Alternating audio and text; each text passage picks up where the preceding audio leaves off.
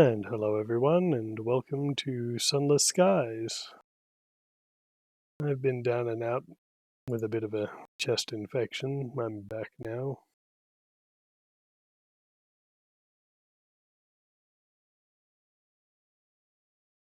I do believe Mr. Stukka is here somewhere.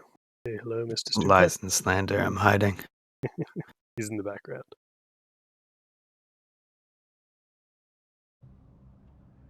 There we go.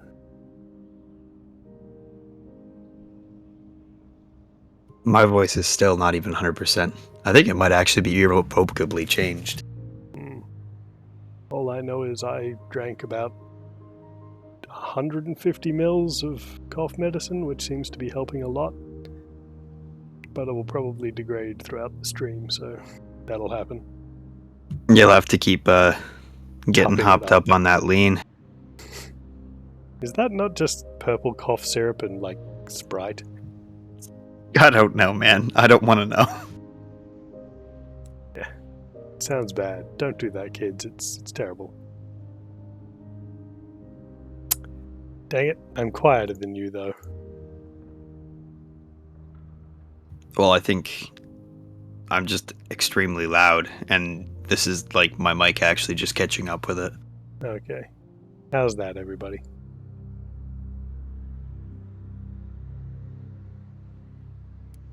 As I hit the continue button. Thank you, Tio. Good to see you again.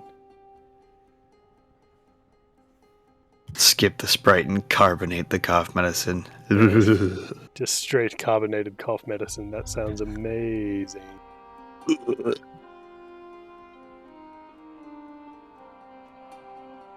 You're mega me sick.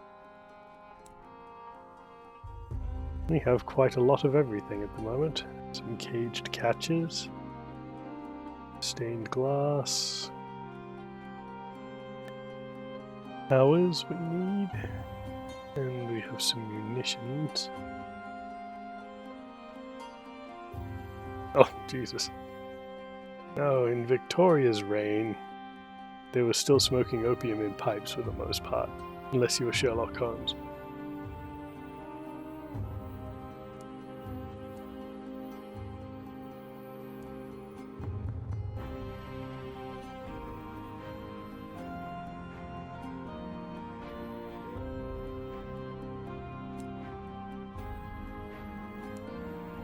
So we need to get the stomach of a cantankery, cutting of a titanium petal, and a fungal crinoline.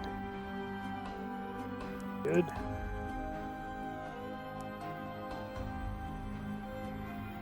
Ah, there's a smuggler running barrels of unseasoned owls. Very good, we need those. I think this time we'll try to get to Albion.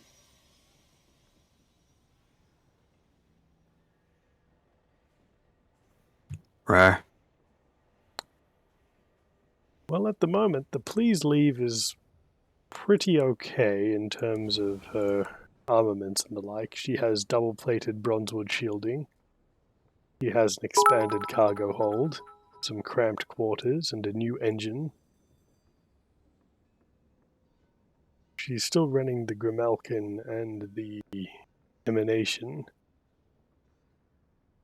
But we do need to sell some of this stuff off so that we can afford more fuel and space.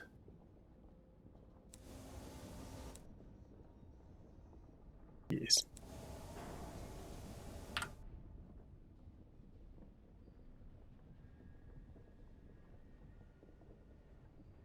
Ah yes, divorce the Crown Day in Yankee Land.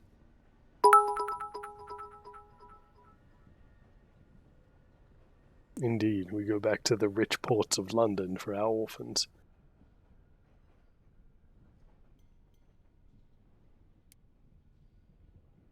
Ah, we can investigate these rumors, as we have a savage salon stewed gossip. We'll take that one on. We already had an appointment in Port Avon as well. Let's see. Victorian Market. Let's sell these jumble of souls. Ooh, the caged catch is quite useful.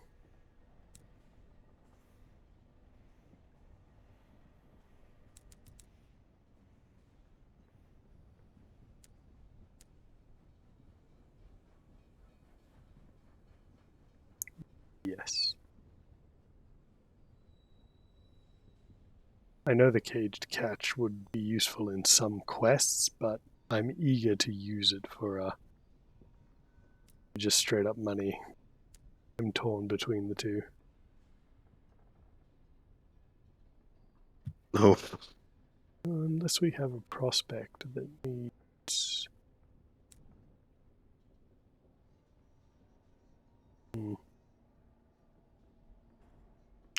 We do need to bring verdant seeds to Titania. Well, I have one. 920 sovereigns will be a fine amount anyway. We do need... Oh no, we've finished our... We don't need these munitions anymore. We can sell those off. nice. Good. That works out quite nicely. That will allow us to buy some more fuel and supplies. And hopefully trade for some... Oh, that's a tidy pay packet right there. It's pretty good. That'll let us buy those unseasoned hours we need for Port Prosper. We should, of course, fix up our engine, though. We're full on crew. No fresh orphans needed.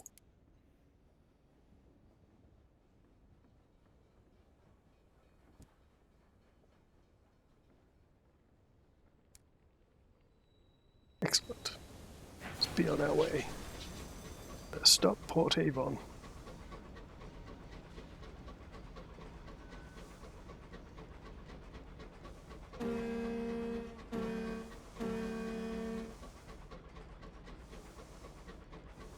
Already hungry for them bets, eh? The bets.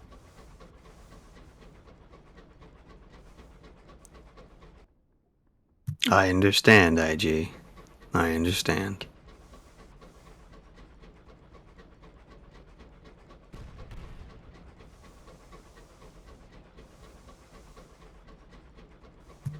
It's Albion we're trying to get to, right?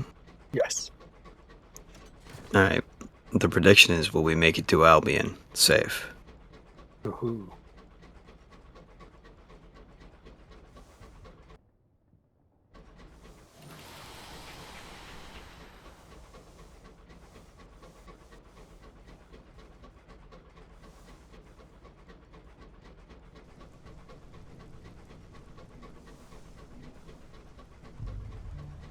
We can finally be rid of that black box as well.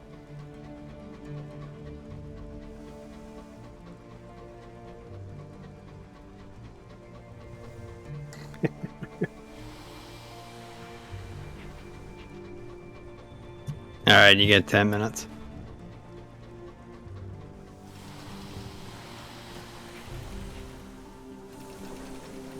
Yeah, a sure thing laws. Well,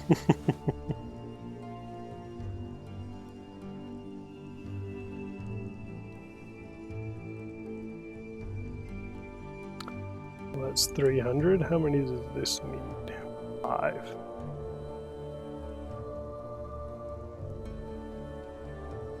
I mean, it's pretty reasonable bets. Like, I don't have any infinite combos or any of that shit. I just think it's lame.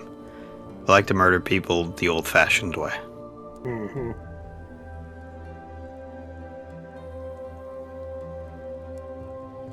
What have they got going? Verdant seeds. Well, that's how you'll know I'll win, IG, is you'll bet against me, and that'll be your goose cooked. What up, Kai?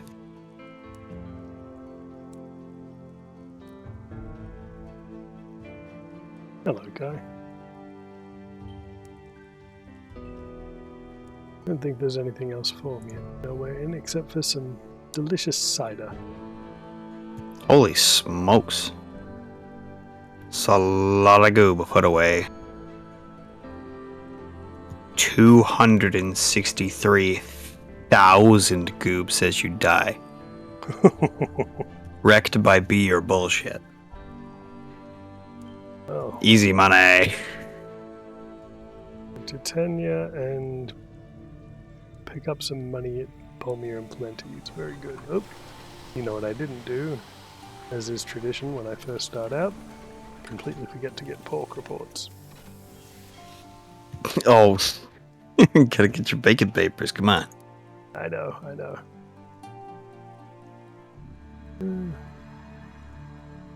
The Please Leave is a very fine Astro locomotive. We take good care of her. Ah, I forgot. Also have to do this. Present the reclusive carpenter with his materials. Oh, that was you, von Falkenstein. That is a sick dump. Well, that's good. We can return to Port Avon out of the circus, which we're already heading towards, and get even more money. And I once again forgot to collect the bacon papers. Quiet, I'm good at this game. I know what I'm doing. Oh, yeah. I enjoy his Astro locomotive. As do I. I stole it from Zen. It's a very good name for them.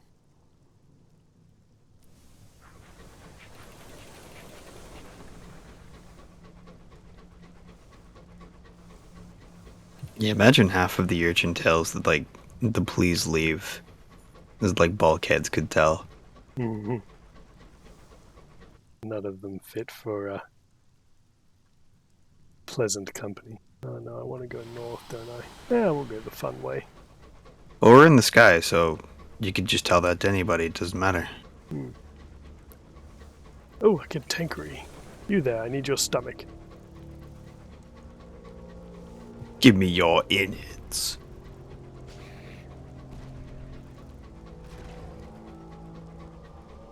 God, that gun is so good.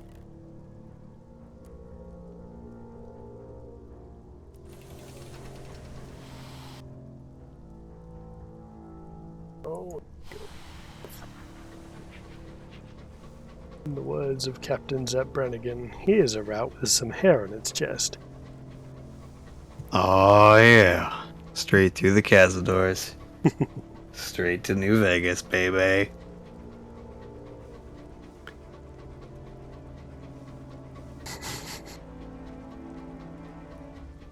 Pleasant company is another word for boring company, I find. That's right. You gotta get that fun, pleasant company. The kind that you would go drinking with, but you wouldn't leave alone in a room with your car keys.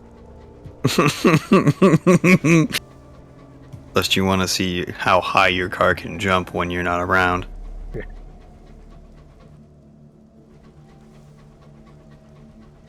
They'll come back in and they'll be like, oh, well, you see, we went out and we got you a takeaway. Be like, yes, but where is my car?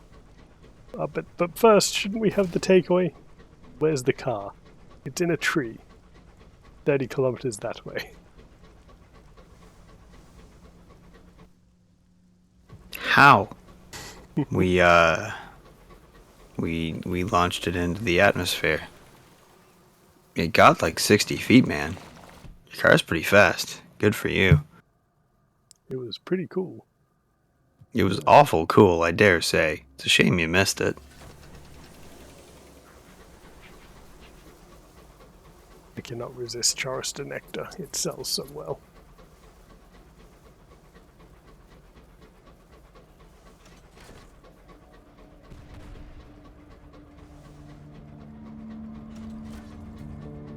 Were you doing no fast travel stuff, Tired German?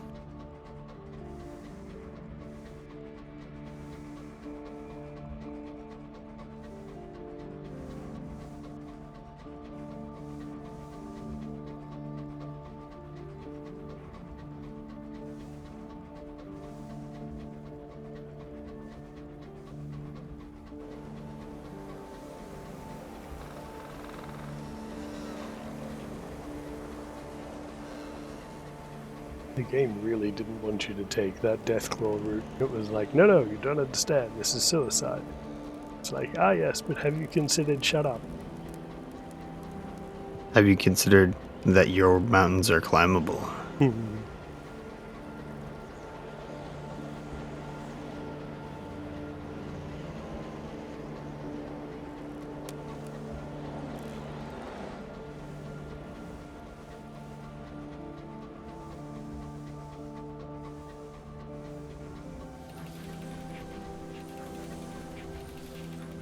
It was heckin' windy there for a second. Mm-hmm. It still looks kind of windy. It's a little windy.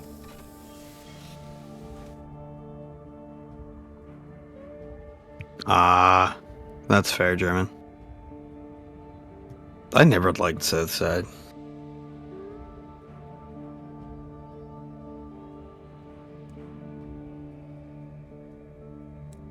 We get export sapling nuts. The only thing cool there's the arena, I think.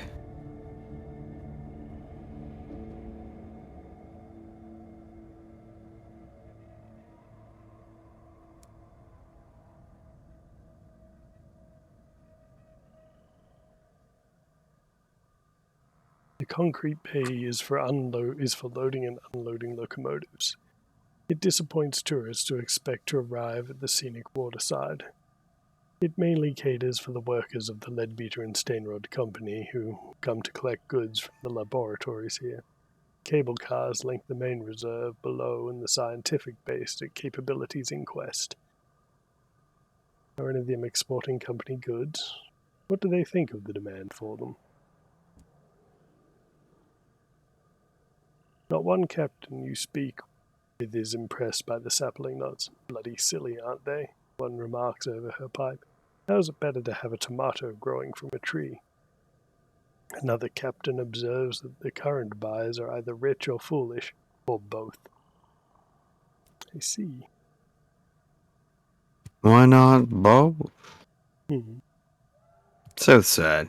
It's the big bum of New Vegas. It stink, but boy does it have a lot of quest meat. Gotta love that quest meat. Well, I do need a sack of verdant seeds. I could also go for some more supplies. There we go. That'll do us, I think.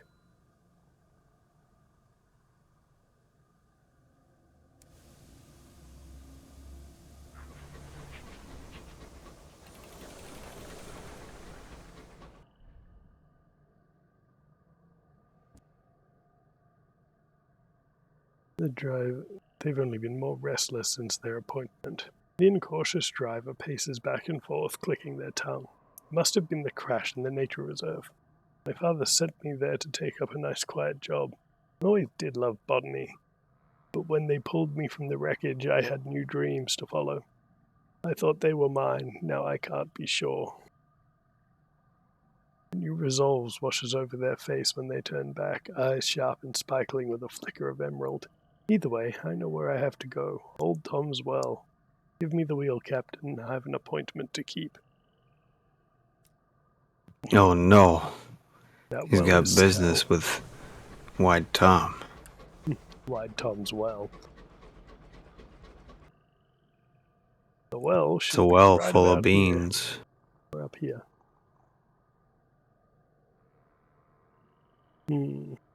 What would be the best route?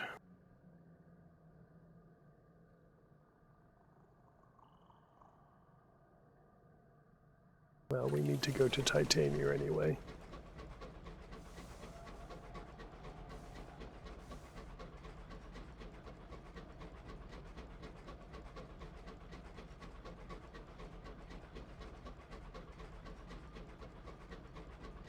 Is that from Fallout London, Inevitable Geometry?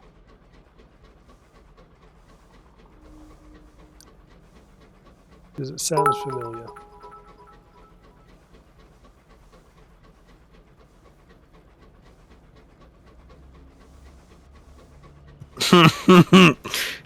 White Tom is like a time lord at this point, like Harem Bay. The film Flying High or Airplane.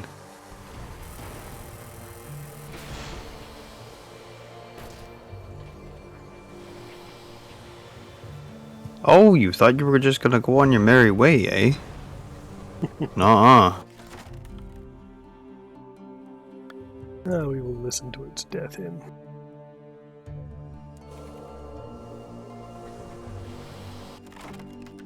Ah, I can repair my hull. Perfect.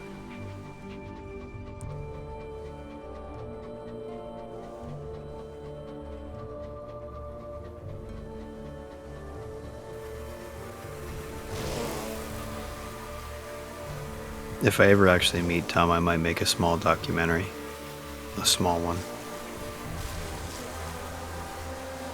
Please, we've had this experience before. Oh no!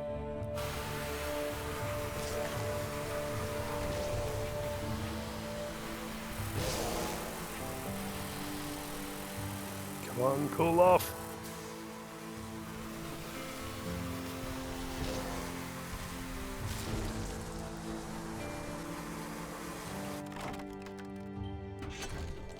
Perfect.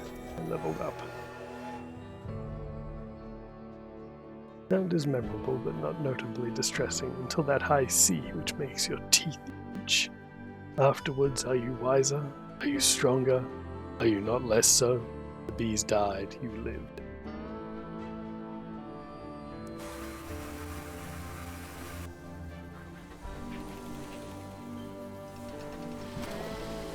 I don't think I can really. There's nothing in the Knife Fight City universe that I'm really. It's not my bag to touch, if you know what I mean. Unless you really want to edit a wiki article about it or something. No, I'd have to start making stuff for it. I'm not ready for that. Fair enough. I got too much other garbage that I want to even start trying to do before I even think about stuff like that. Yes, I know that feeling. Let's see, we really need to get more hearts.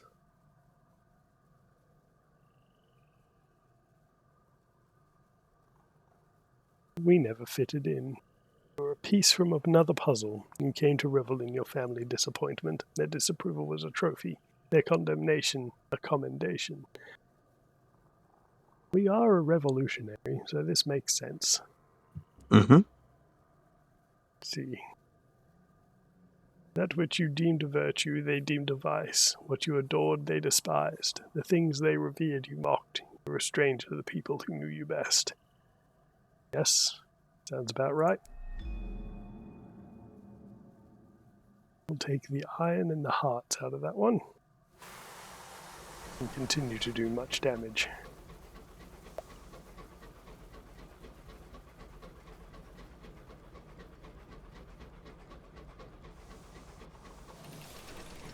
No, I don't have the cargo space.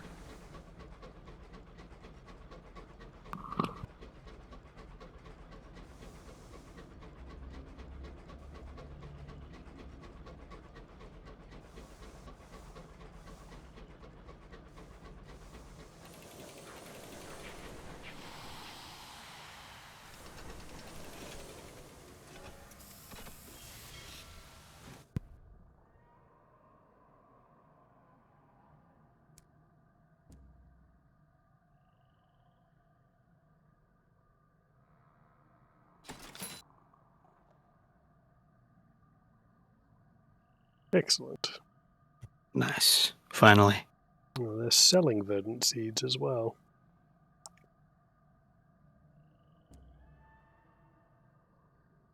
But I don't really need it.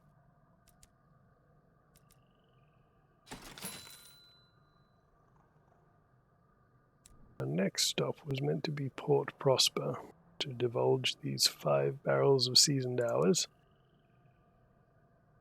I think we also need to go check on our claim.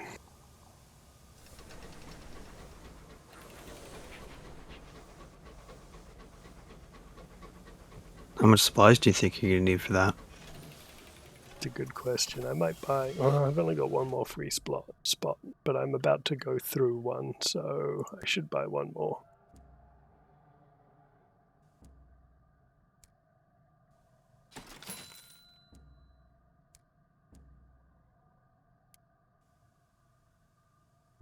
Grab that. And I also need a clipping of titania.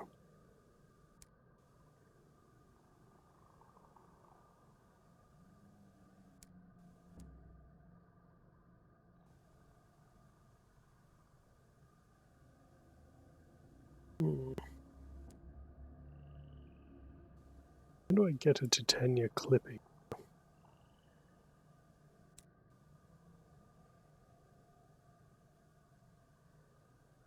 Clipping of the titanium petal.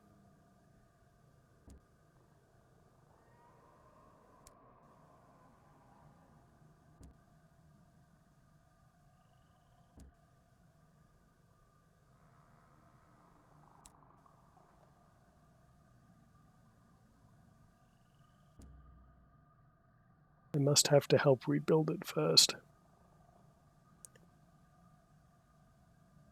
Yes. There's nowhere else to go. Alright, fair enough.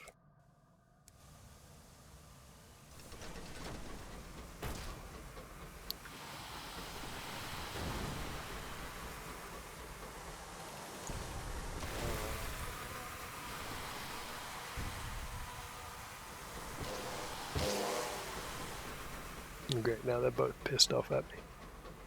Hopefully they'll mind their own business.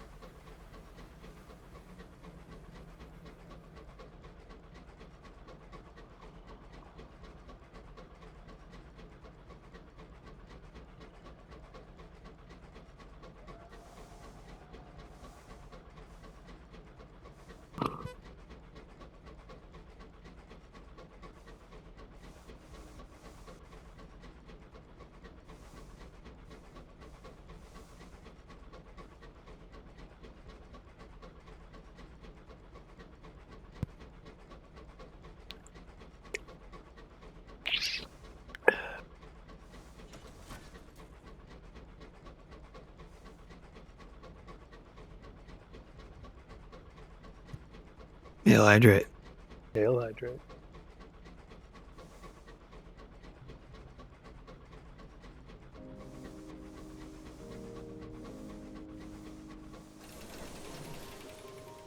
I suppose I could visit the devils.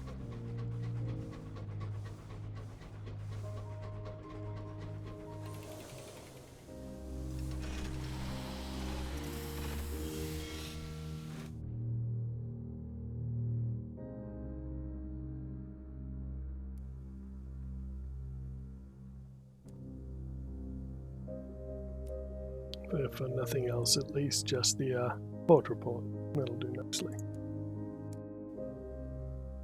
What are they offering? Ooh, some more hours.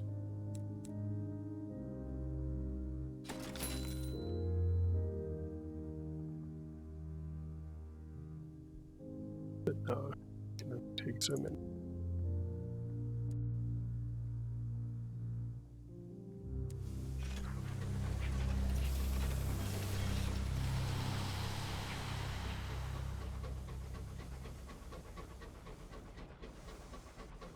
We also need to trade hours at Port Prosper to transit it for second class, so it would be a good idea to take them.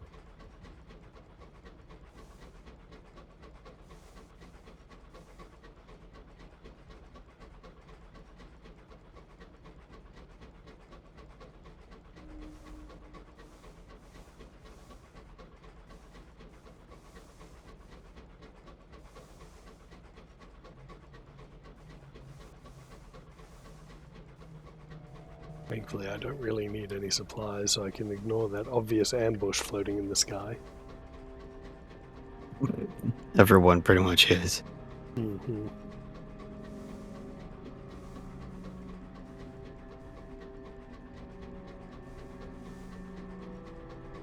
Alright, I'm gonna step away for a minute or two. Say goodbye to my dog before she goes off with my folks.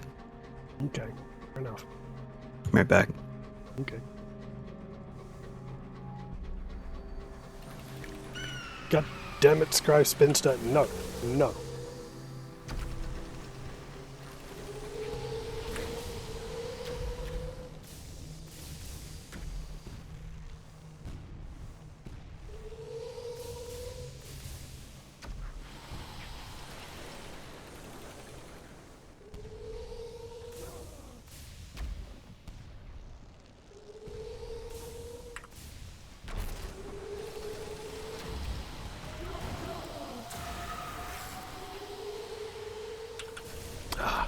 God damn it.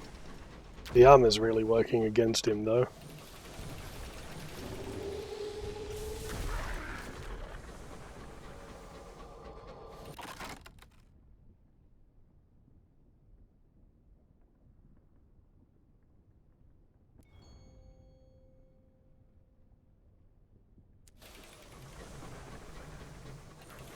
I will take the bronzewood. But the Please Leave is considerably more armored and can take much more of a beating.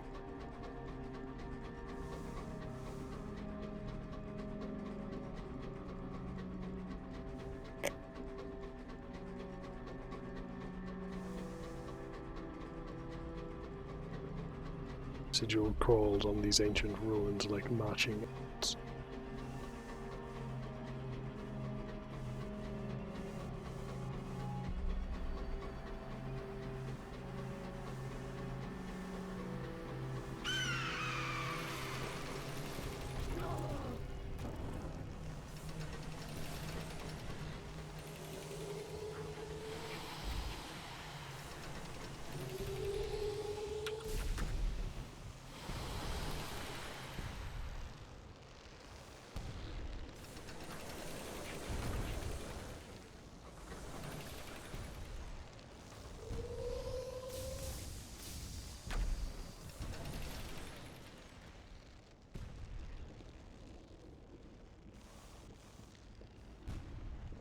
I'm just having trouble with aiming today. Ah, and anticipating shot directions.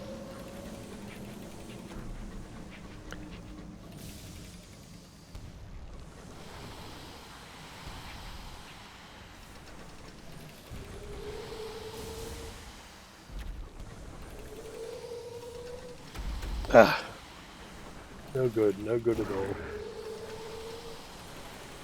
all. Oof.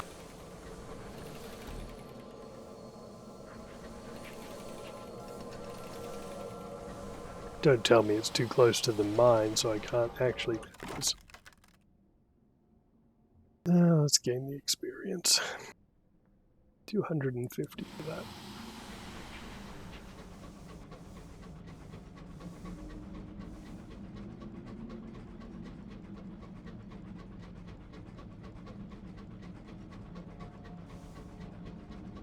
The candle win. This is the one that lowers your supplies as opposed to gains it like the peacock wind. Oh.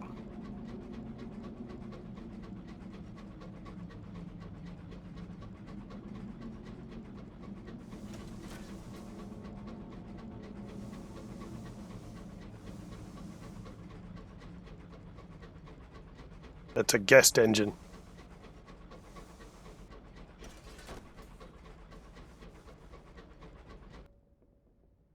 I have to make for Lustrum quickly.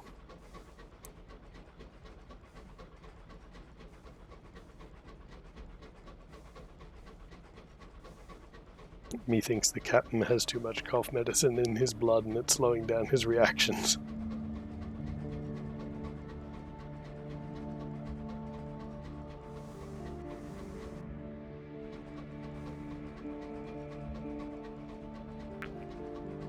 Likely the latter.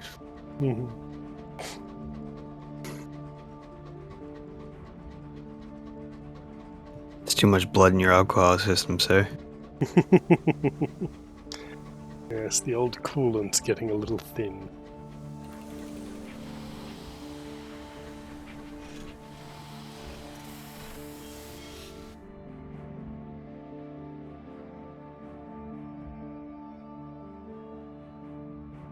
We'll give them an additional ration of brandy to the crew.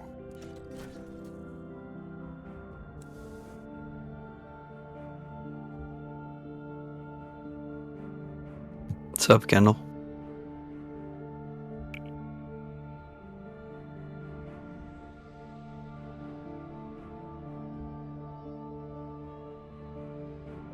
Could assign 5 crew. That'd probably be too many. We can just do 2 or 3, I think.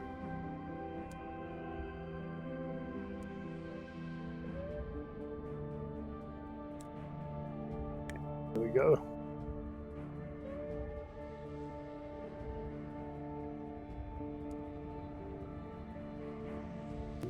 Report.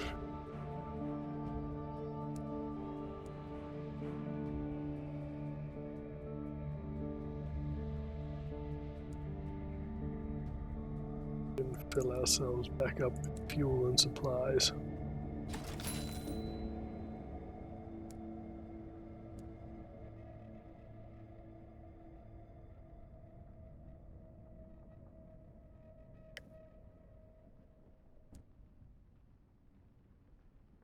Cheers rise to the mountain and its bounty of ours, until the soft panpipe sound fades, and the back-breaking work of mining must begin again.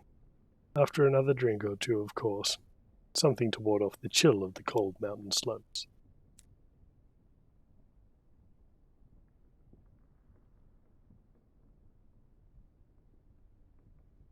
No, I'm not going to hunt down dreadnoughts. I'd rather not.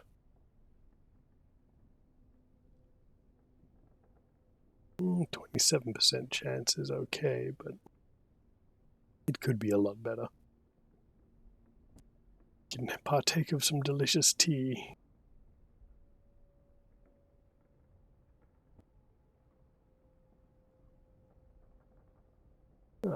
Indulgence blend, I think. A tea for the true connoisseur. It tastes of dust swept from the darkest corner of a sepulchre. It is best served with a drop of milk, ideally on the very edge of turning. You sip gently. Between sips, a bite of sugared biscuit to take away the edge. Ah yes, connoisseur often means crap. Well,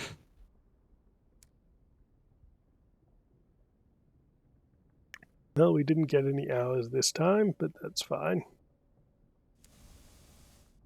Now, where to next? Magdalene's and then Port Prosper, I believe. Or Magdalene's, Palmyre and Plenty's, then Port Prosper. Or just straight to Palmyre and Plenty. Let's just go straight to Palmyre and Plenty's. We have 2 sets of cargo for them. I don't want to waste any time.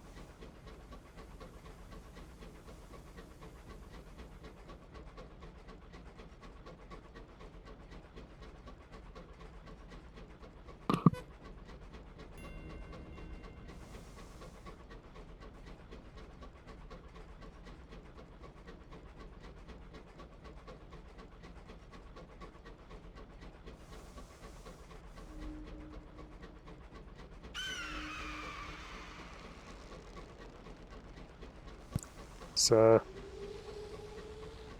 Don't got time for none of your business, mister. Ooh, the polyhedron. I'll take your hull for repairs, thank you, sir.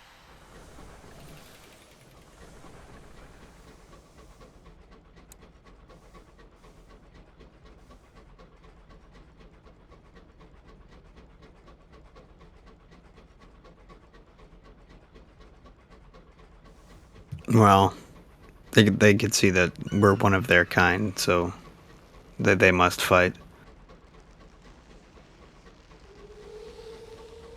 I don't know where that was going, but okay. What? He just fired it off. Oh, that whiff. Yeah. Oh. Like, I screwed up badly, sir, but never that badly.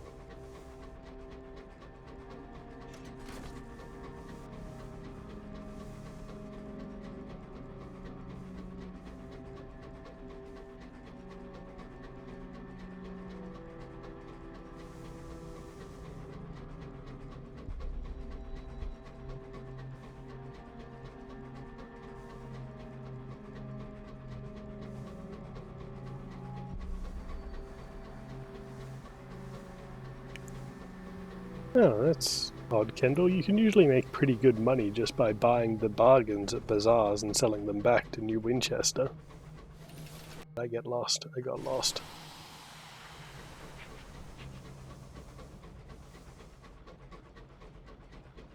You can also take the prospects and use those to gain some finance. But it doesn't really explain itself very well in the beginning.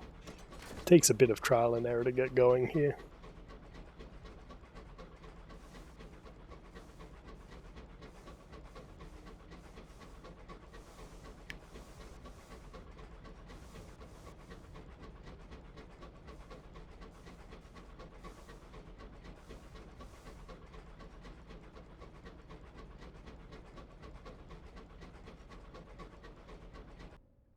No, I think I might stop off at New Winchester and drop off those sapling knots as well. Oh no, they wanted to go to Port Prosper, never mind.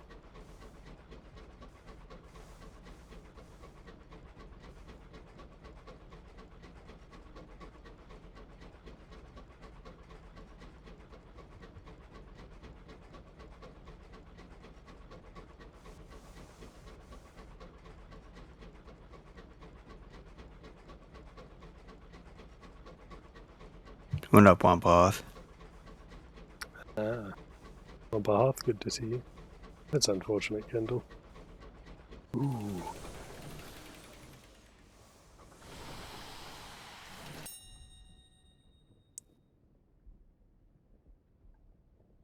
Need the latticed. Cut free the fungal signal.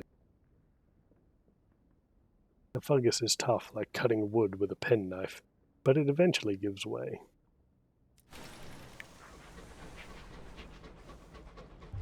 Yeah, kinda.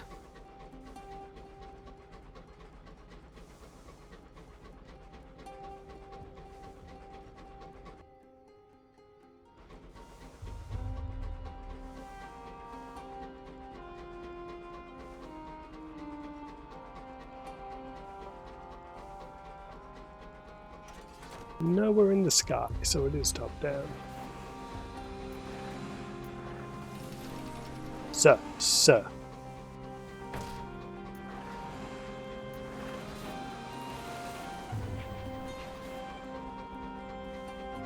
Such unmitigated temerity. I know. Perhaps you should try some mitigation.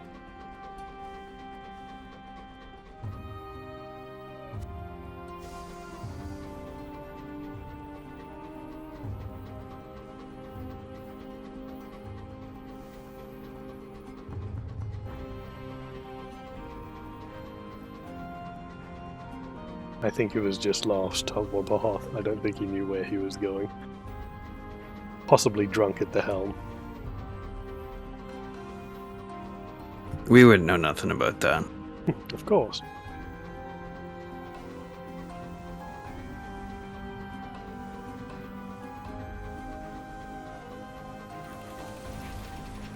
There it is there. That's the docking port.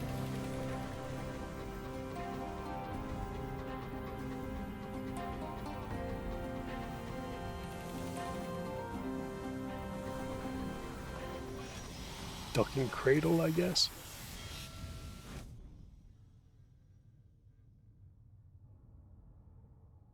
Write the report. Let's say a docking junction. Junction works.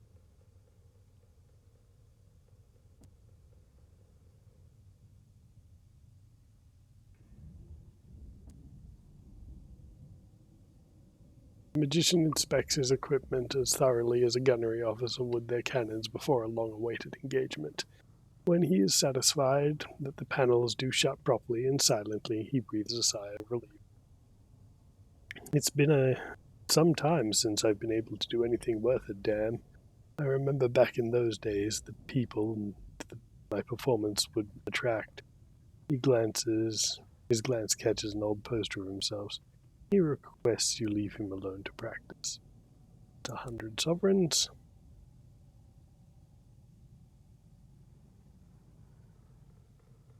Dock spot, you say?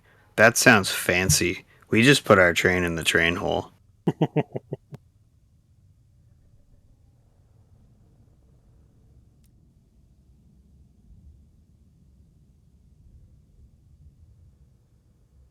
Claim the acrobat's twin. They take turns, I think, running away. They won't come back until they get into trouble. But the cards say that trouble has happened. You'll find them in Lustrum. Dang it, I was just there.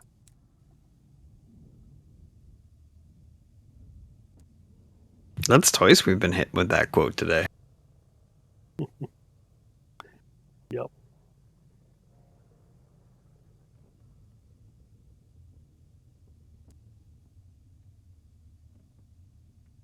And now we get 5. Looking for the hat trick. See how the performances have changed. The tent is half full, as captains with nothing better to do offer their crews have stopped in brief respite. The ringmaster gives his introduction, and the acts begin. The magician appears suddenly from a puff of smoke, dazzling the crowd with his many amazing devices. High above, the bereaved acrobat again performs their half of the routine for a tiny amount of applause. Afterward, the pensive clown trips into the spotlight, dropping the balls he juggles. It's silent enough to hear them hit the floor. It ends when the headstrong, strong woman lifts a very large barbell over her head. She repeats this several times when the crowd's reaction isn't enthusiastic she'd have liked.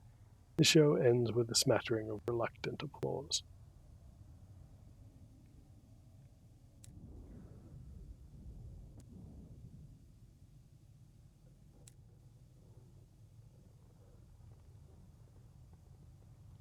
Very good. Yep. Urchin has still left. And then we go to the bazaar and we trade in these hours. 775 McDollery dues.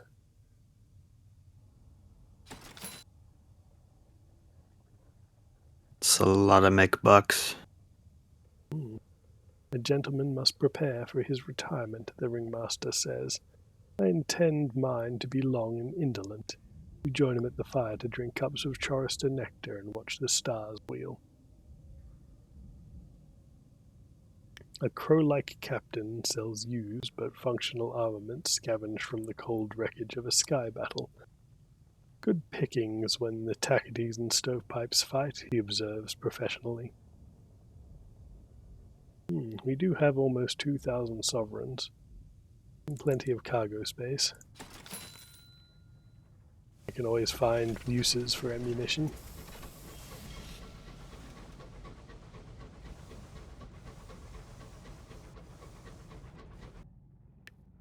Now I should head straight for Port Prosper.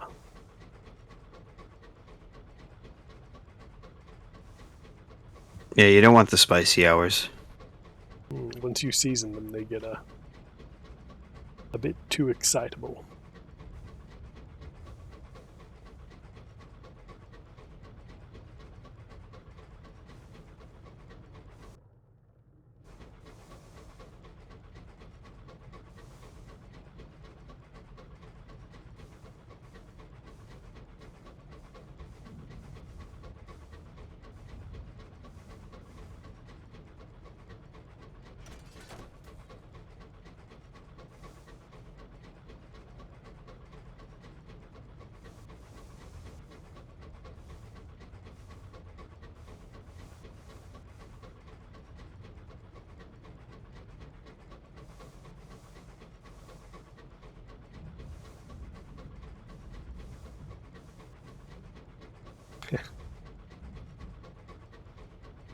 You only get bad hours, no one wants that.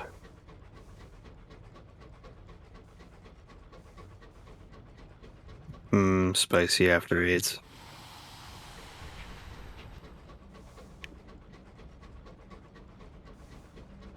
We're going to bring this one down to the wire as per usual.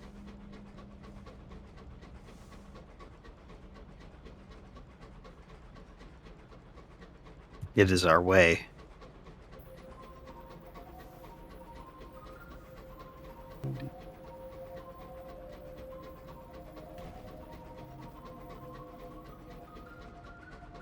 We are still trying to get to Albion, right?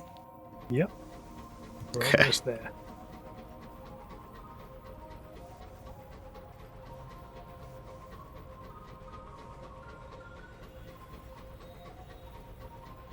Bridge clock chimes twice. Quickly. This close to the Eisenbahn line, time is fleeting.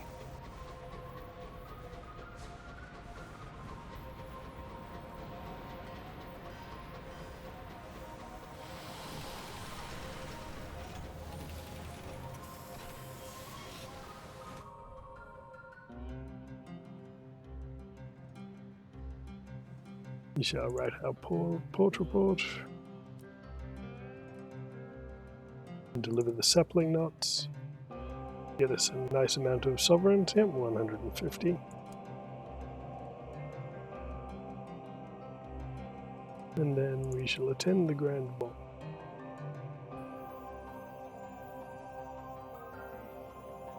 Worst behavior. Ah, I failed. Damn.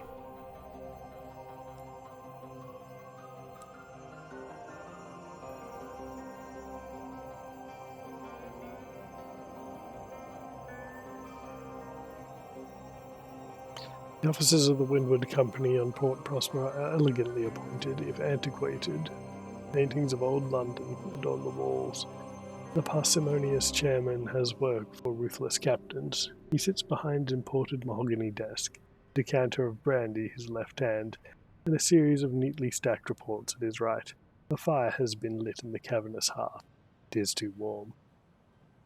He stirs his tea eagerly. His eyes are alight. He nods fervently, encouragingly. He fetches glasses and measures each of you a precise inch of brandy. Cheers, your glasses clink. I hope you would Damn right. reconsider. After all, it's impossible to spend time in the Reach without seeing its desperate need for order. Of course, you can do it and you can accept it, so if you do get some, it doesn't actually make a difference. I'm going to deliver my port reports to the prudent secretary. Oh my. He only gives us 60 sovereigns, though.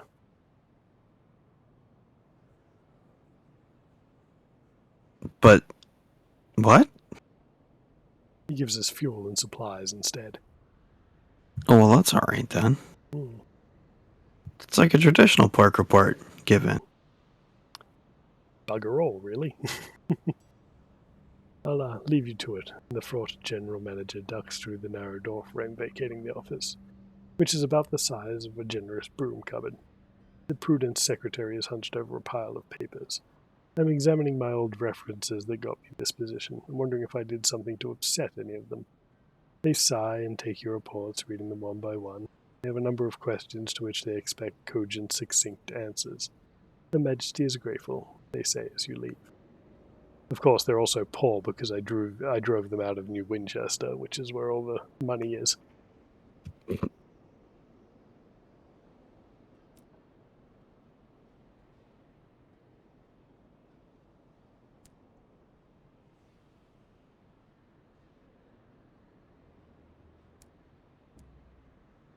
Panes of stained glass.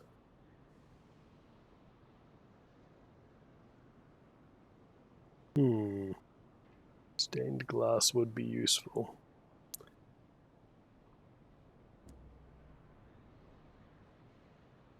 I think I need 3 barrels of ours, though.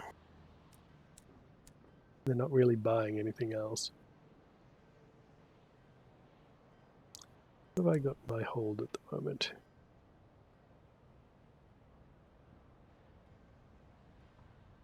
So all of this will sell neatly at London, I'm sure.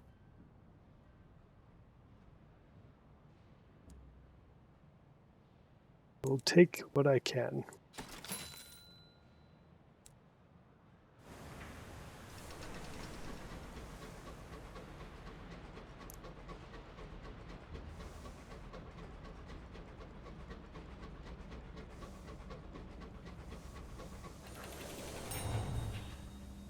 I'll be on transit relay. Wait, what? Hmm? What? We're at the transit relay. This is where it gets interesting. Now, what do I need to travel second class? Ah, of course, I must present myself to customs first. Nothing to declare. The pinch-faced inspector almost looks disappointed at having to give you a clean bill of passage. Such a waste of time, they mutter, stamping the customs form. Go on, no reason to take up space here. We shall travel to Albion second class. Now we get to watch the translation portal. You deliver the barrels to the relay hour looms, which clank and grind. They spin a jacket of fresh time in which your locomotive will make its journey. Enclosed in your engine's pocket of hours, it's hard to say how long the passage will take. Unseasoned hours tend to be melancholy, and the journey is likely to be wearing. The machinery grinds and stirs. The steam vents, the sigils of the edifice burn with sullen fire. A force like a great hand seizes your engine. Oh yes, that sounds like something that would make our terror fall.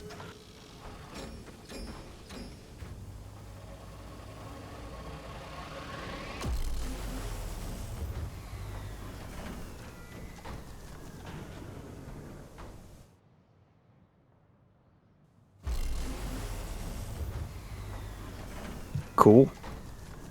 And now we have arrived in Albion, a completely unexplored section of the sky. For us, at least. But for London, it is a massively industrialized area.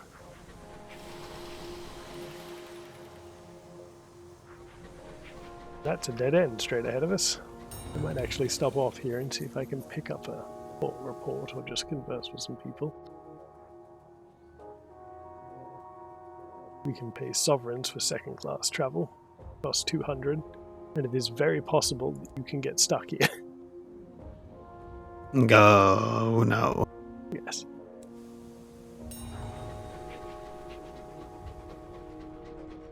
For the first time in a while, we're going to have to make use of our bat.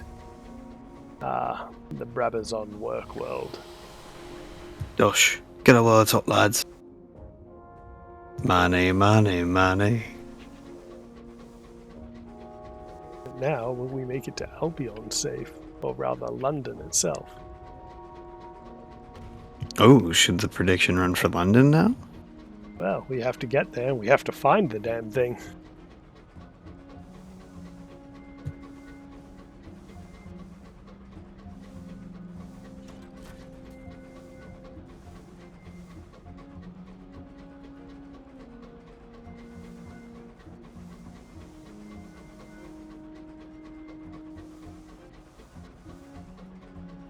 We have to be careful as well, because they're not everywhere supplies in this area.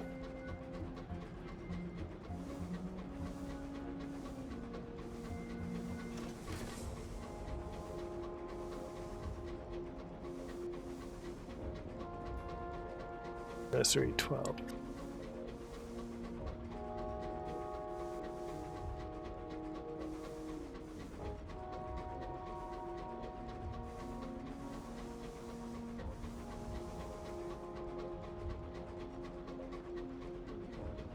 London factories, the wheel of industry turn, making slow noise like thunder.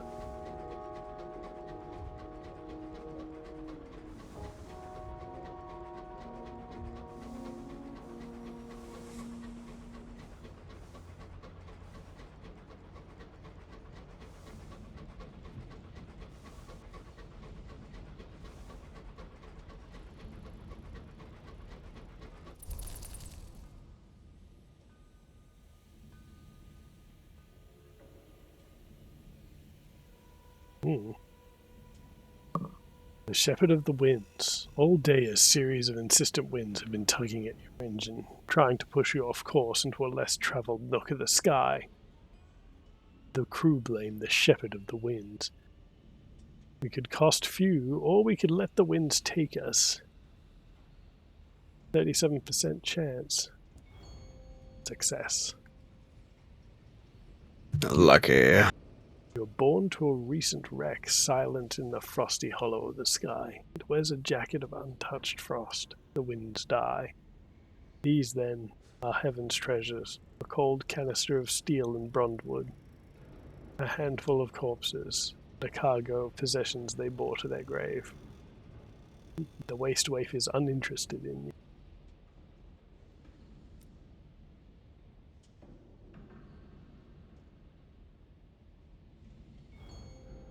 Xinthar. Well, I think what we really need is fuel. 2 fuel. Excellent.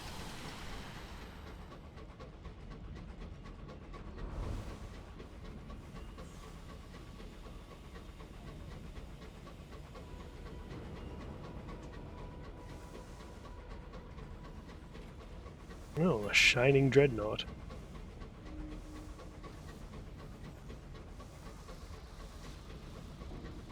From her throne, Her Majesty can look out over all of London, at least when the smog is low. Must be getting close to London then. Yes, we found it.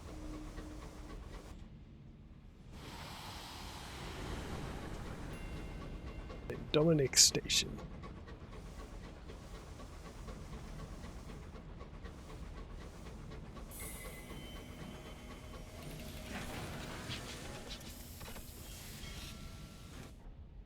That was surprisingly quick. The Ministry's monitors. St. Dominic Station is thick with crowds. A brass band plays. The cause of excitement is an unfamiliar locomotive, Imperial Blue, a delicate gleaming craft whose elongated nose houses an array of lenses. A top-hatted official from the Ministry of Public Decency is delivering a speech. The first of a fleet of new Monitor-class locomotives. They will be Her Majesty's watchdogs, scouring the skies for the enemies of Albion. The crowd cheers. Well, most of them.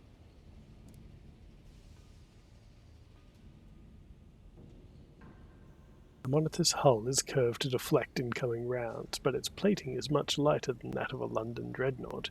The bridge is crammed with state-of-the-art sensory equipment. Put your eye to the main scope, and it flings your sight through the Monitor's precisely aligned lenses and away to a distant stretch of the sky. The stars are bright and close. You step back, bumping into a control panel. Careful, warns a watchful crewman. That's the gun. Just one, you ask? He grins. Oh, she only needs the one. I will now encounter Ministry monitors while exploring.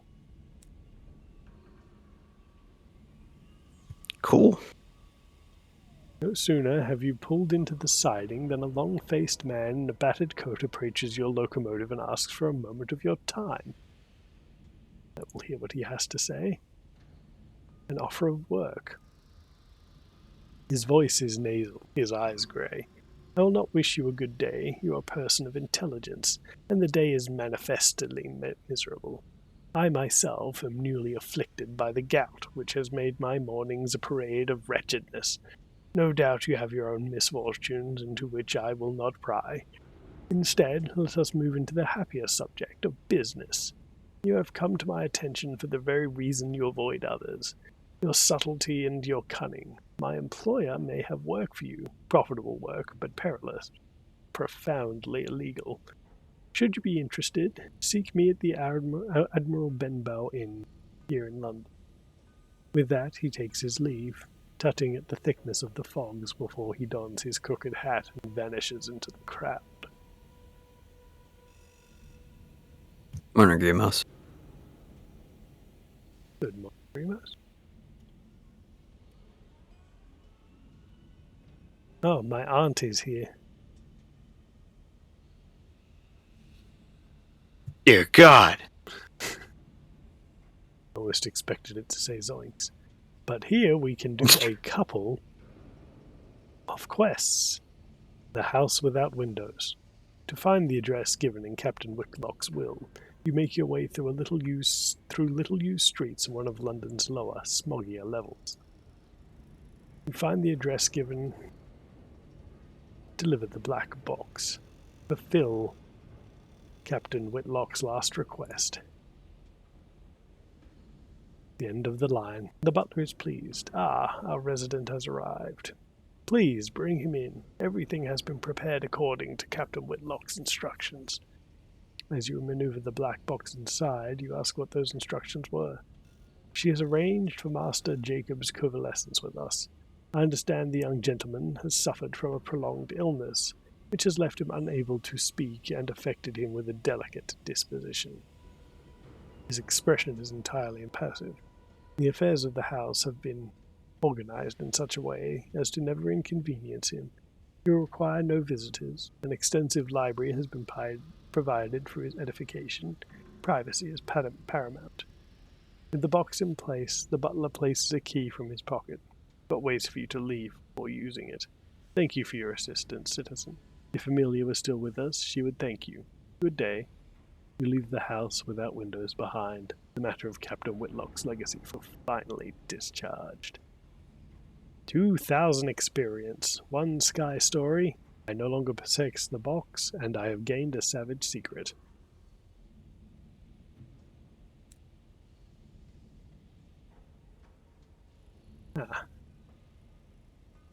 During Jubilation Day, London celebrates its conquest of the sun that once ruled Albion. Hey, Mad Ducks. Honk. Quack.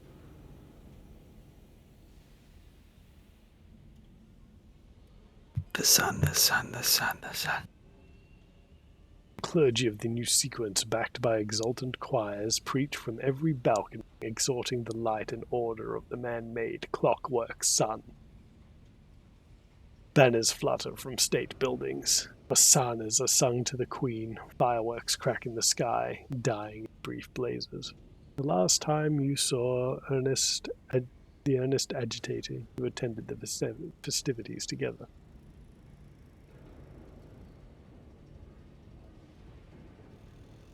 Purchase a bag of rubbery lumps. They don't taste like they did back when London lay in its gloomy cavern beneath the earth. Presumably, one can't get the lumps, but lump substitutes have been invented.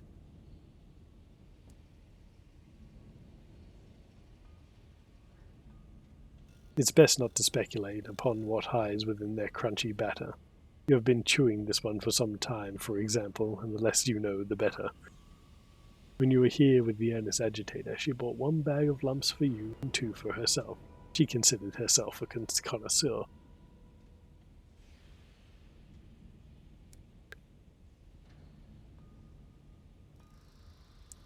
In Hyde Park, avenues are lined with bronzewood saplings, broad as old oaks. Crowds have gathered. Flames lick at the King of Hours' shins. His gilt peels and blackens when the fire reaches his waist, and one arm cracks and falls into the conflagration. The crowd cheers. When you were here with the earnest agitator, she seemed distracted. Once you caught her watching you, the firelight gold on her face. When you asked what the matter was, she said nothing, turned away.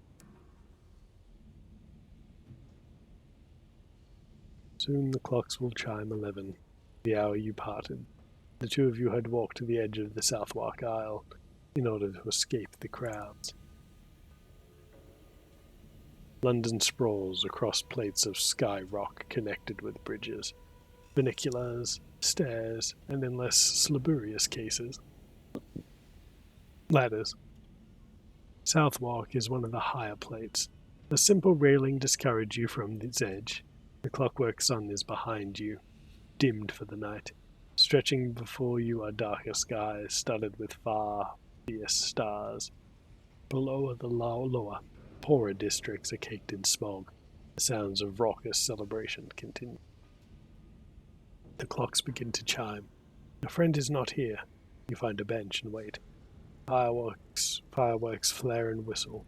The clocks strike 12 at precisely the same second. The horological office keeps them into perfect time. Still, there is no sign of your friend. The clock chimes on. She is not coming. She stirred us up, that bitch! Well, now we have to hurt someone. It's possible, not exactly.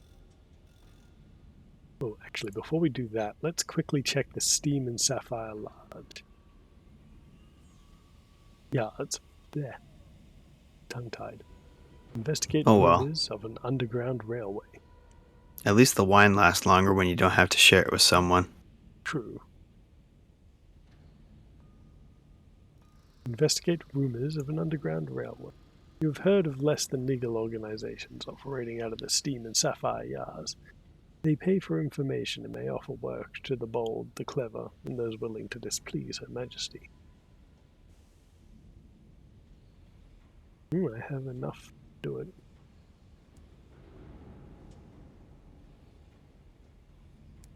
New Street line.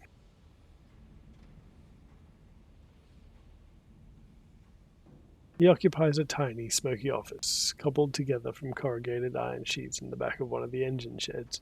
It is stacked with nicotine-stained account books and boxes full of oily brackets. The bookkeeper looks up as you enter and gestures to a chair. He offers you a cup of tea, savagely stewed and swimming with sugar. He is deaf, but content to communicate through sign language or messages scribbled on a pad of paper. Obliquely, he explains that he does additional work for organizations unaffiliated with the government, which has an urgent need for up-to-date reports of other parts of Albion. His patrons will pay for such intelligence to be brought rather than the ministry. What's more, he implies, earning the organization's trust might open the possibility of additional work. Deliver Albion court reports to the stalwart bookkeeper to receive rewards. Very good. So any pork reports we gather down here, we can give to him.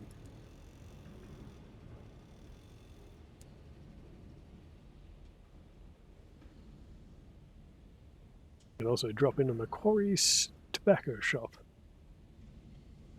Sign over the door once read, Macquarie and Son, Fine Tobacco. But since then, someone has crossed out the word fine in a fit of honesty, and then on a separate occasion, they have crossed it out and Son. The building is embarked on a rapid descent into squalor. The paint peels. The windows are caked with grime. Macquarie watches suspiciously to examine his shelves. Yes. Any tobacco shop that has declining quality is not okay in my book. The selection is unimpressive, as is the quality. Neither Albion nor the Reach has found a genuinely good replacement for tobacco, though increasingly frantic smokers have tried lighting up virtually every example of sky flora that's been discovered. I was about to say you're going to get that space chuff. Oh yeah, bud. A few skyfarers mill about examining the lower grade flavors and speculating on exactly what Macquarie is cutting them with today. The more expensive brands are untouched in their glass cases. You'd wonder how this place manages to stay open, if it weren't for the fact that it's so obviously on the brink of closure and probably collapse.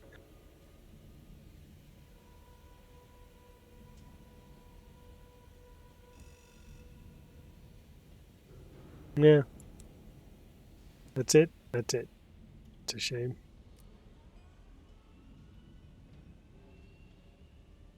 Yeah, I Guessing mean, that'll have I some imagine if we got him a little bit of the jazz cabbage, he could perk his business right up. Yes. They're obviously not looking hard enough if they haven't found a good replacement for the old Backy.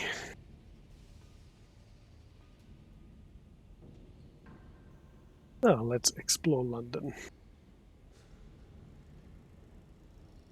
Liberated from her prison below the earth and then elevated to the heavens, prickled with chimneys and mantled with sooty smog, here are old, proud buildings, transported block by pale block to the sky. Here are new edifices, soaring steel and stone and gleaming glass, the ultimate achievement of Victorian ambition, unhampered by terrestrial concerns. London is a feverish brew of aspirations, empire, and appetite. So this time, instead of bats stealing it, they basically just went, well, we're going to move it here brick by brick into this new home. It's already been dropped into the Untersea. We may as well do it ourselves this time. Basically, they British horrible. museumed themselves. Oh my lord. The whole of London. Yep. They just said, I can only imagine how many people were displaced because their buildings or their houses just crumbled when they were trying to move them.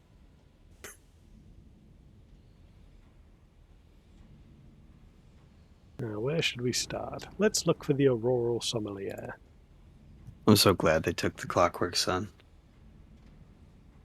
You find the establishment between the roofs of two collapsed houses. Under their steepled walls, it bulges like a tumor. You enter, the floorboards sigh in warning under your feet.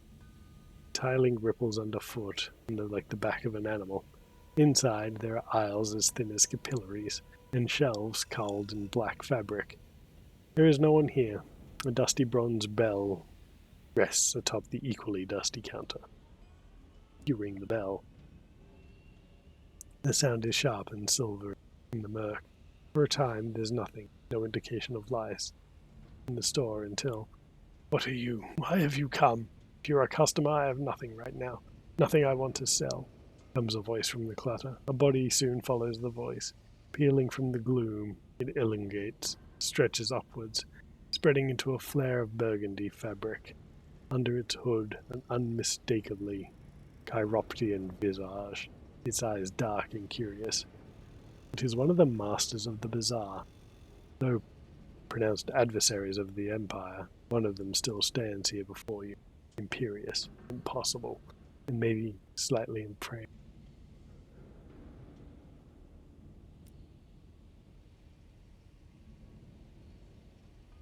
You repeat the Auroral Sommelier's comments with gusto. Gone. What he wants is gone. No, not gone, but almost gone. Little more than a sweet swallow, and that isn't enough to do anything.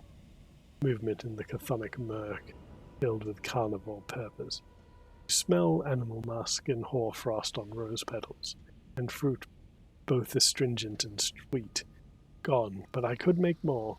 I was Mr. Apples once, as I was once other thing, other names, other people. You smell of oil and metal and the stars. You can take me where I need to go. You can almost touch it. Do this for me and I will trade you something very rare, very fine indeed. A pause. My company. Ugh. Get out. Shoot. No, I don't want you to come with me. You know what? Yes, I do. You can be locked in the boiler room with the rest of the unwanted. That's true. We could just take and torture him. That sounds great. You know, with our company. Yes. Tired German? No, the surface was just very Londonless. They stole the city because the Untersea is hungry for populace. It's weird like that. And the Untersea poisoned them. They couldn't rebuild onto the full sunlight. They go out in the sun too long, people from fallen London burn. And not just Or they like go fucking nuts. Yes. Which never happened to us ever. Once, I promise. Not even once. No, we're good.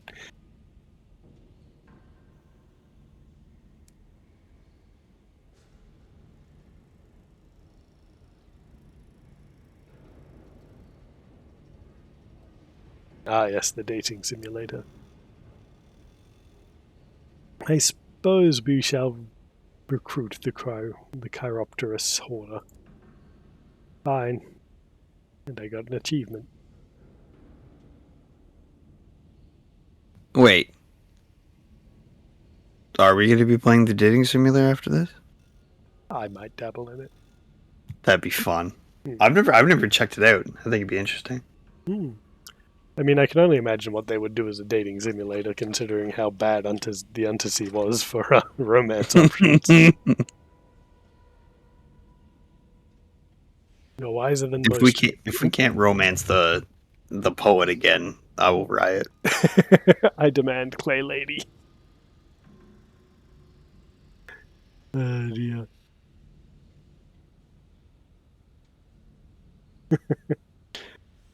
The dating sims Real secret final boss, Captain Xinthar. Uh, Xinthar the Fifth. which, no, it's all of them. Oh god. Xinthar number 5. Oh dear. You have a Captain of the boss Hussy rush of House. all of the Xinthars.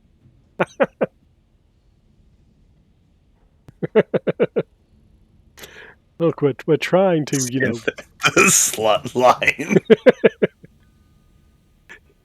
He had a boat called the Hussy House. What do you expect? He was not a subtle man. We played our cards the best we had. That's true. Oh, jeez, poopy tube. What kind of boss do dating sims have? Erectile dysfunction? Commitment issues? All of the above. Yeah, they're mechanics.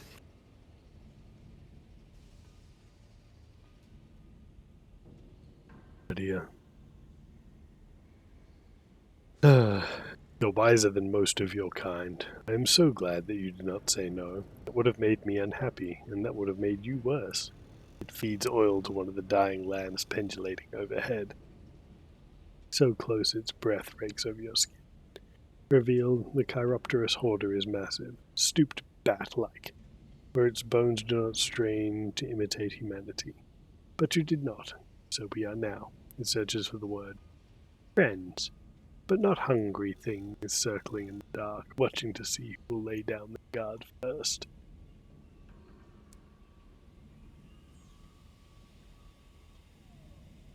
Allegedly. You're making a lot of assumptions about us here, bud.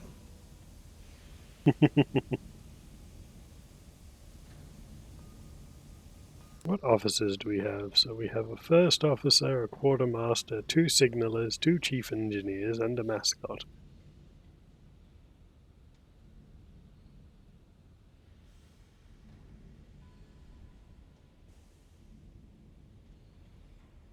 Let's have a quick look over. It's a wild looking. What was that officer with the? I don't know. What was wrong with his face? Which one? Nope. Wrong button. Sorry. This one? Yeah, your quartermaster. This is the man we just took, correct? Yes. He is a bat. He's one of the masters of old London. But we don't need them anymore. Since And we he's were a stripped bat. to the sky. Specifically, he's what a master of the bazaar.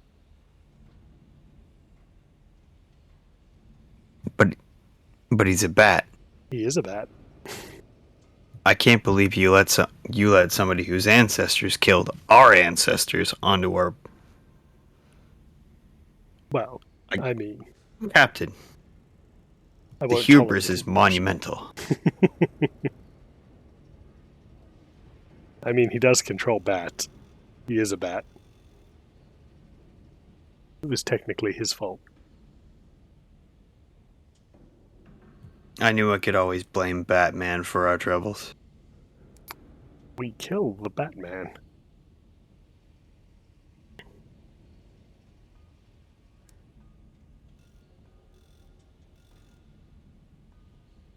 We need to get to Perdurance for those. I think she also wants to go to Perdurance.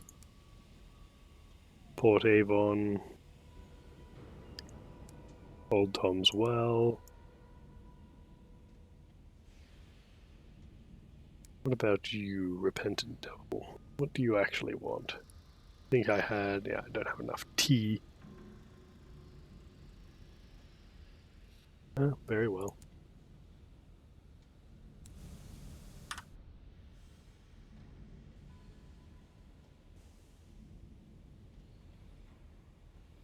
We will find our missing friend, I believe.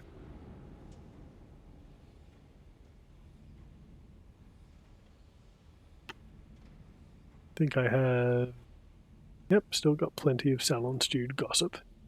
The earnest agitator did not come to your arranged meeting. Something is wrong. The season captain said she was spending most of her time in London. She must have lodgings here. Focus your efforts on the dark factories, where, when the last shift had ended, revolutionaries gathered to enact the schemes of the Calendar Council. No one has seen your friend in some time, and not at all since the fire. The fire? Apparently there was a fire in the building where she rented rooms. No bodies were found, but she hasn't been seen since. You are able to secure the address. Oh no, she's with Zork now. The building your friend lived in was a narrow lodging house, divided into too many apartments. Now it is a blackened husk, still standing only because it's wedged between houses on either side. The constabulary have boarded it up. A pair of homeless gentlemen occupying the opposite doorway are happy to tell you about it. We saw it. They said it was a gas fire. Burned blue, didn't it, George? Says George, blue. You understand that your friend lived in the garret. Prying aside the boards, you enter. The fire sting claws at your throat. Thin stairs, warped and blackened, lead upwards. But when you set foot on the first step, it collapses.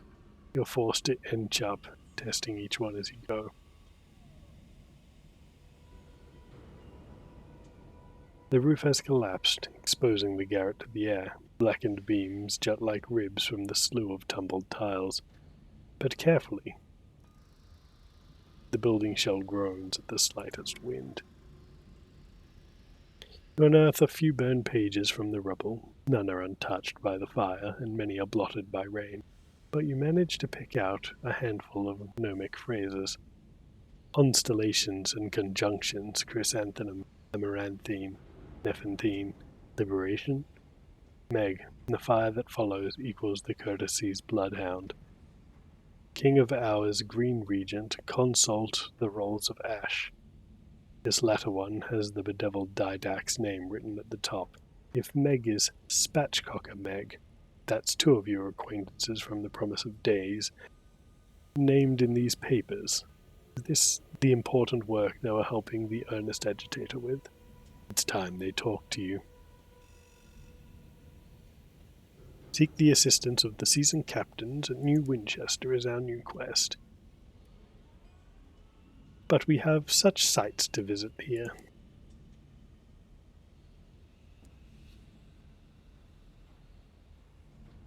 The Agravain class juggernaut, a thundering puissance, the terror of the skies, the harbinger of conflict. 6,000. 30 plus, 3 extra, plus 2 crew, 1 extra auxiliary slot. Oh, that's nice. Same number of bridge slots, same number of armor. It has an extra heavy weapon slot, but it does lose the light weapon slot.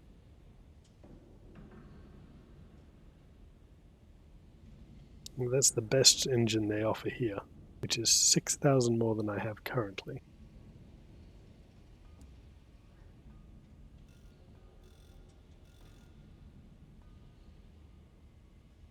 Fitted cupboards. Ooh, we can increase our hull by 7. How much is that? 1,500, that's expensive.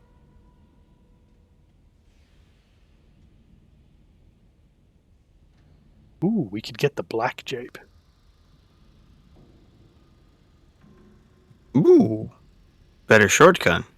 Range 330, 350. Heat 30, weight 10. I think it's worth the 1,000. Upgrades, people, upgrades. Ooh, or we could get the Portsmouth House Jubilee, which does damage 20, blast 20, range 1,000. Heat 60, though.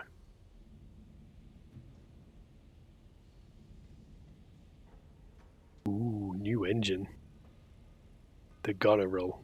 A midnight miracle of engineering, the Goneril was originally commissioned by the Admiralty for its dreadnoughts. Now more widely available, the Goneril is as lean and fast as a hunting panther. The latest model comes equipped with a steep injector, allowing frantic bursts of speed for Captain with Courage to engage it. Oh, hell yeah.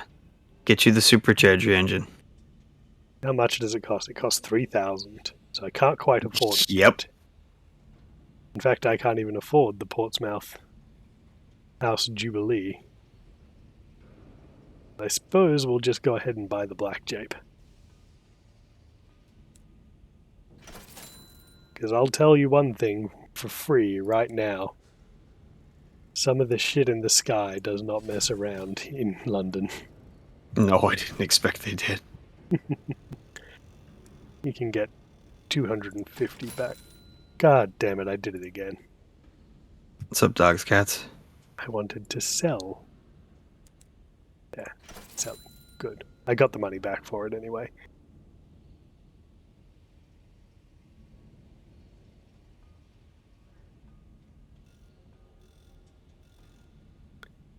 The Specchiometer assaying device.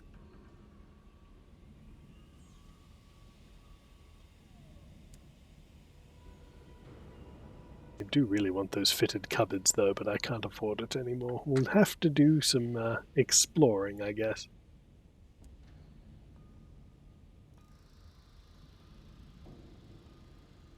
The zealous Undersecretary is already planning next year's Guy Fawkes Night, a vital celebration of parliamentary democracy and high explosives. He wants the festivities fireworks to be seen and heard all the way in London.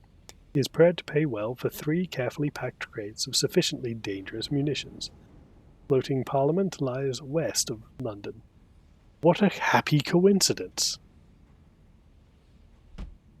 We have exactly 3. Literature for the Clockwork Sun. The dazzled sequencer requires 5 consignments of ministry-approved literature for the engineers who maintain the Clockwork Sun, to remind them of the culture that their hard work sustains. The Clockwork Sun lies to the north-northwest of London.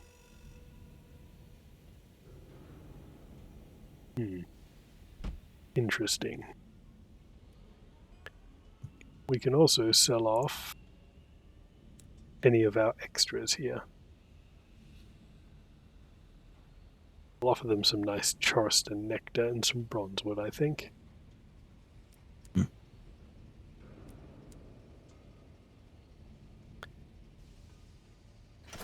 That'll get us a nice little cage catch is necessary. We will keep it for now.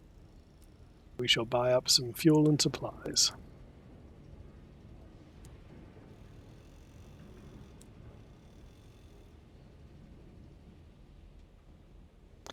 It's 5 and 5. 1 more fuel. Alright. Off to the Parliament then. And they said it lies to the west. Somewhere around here. God, this place is narrow.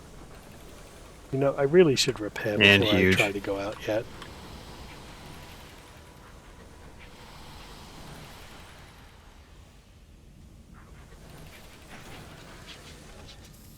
I'm just going to quickly repair because I think going the other way is a better idea anyway. Yeah. Repair your locomotive. Beautiful.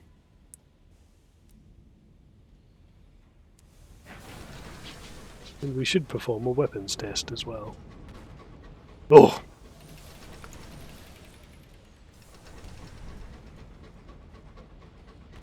They glow blue now. Nice. Got a little bit of, not quite too much more distance, but a little bit, I think. Throne of Ours, domed and vast, presides over the riot and glory of London.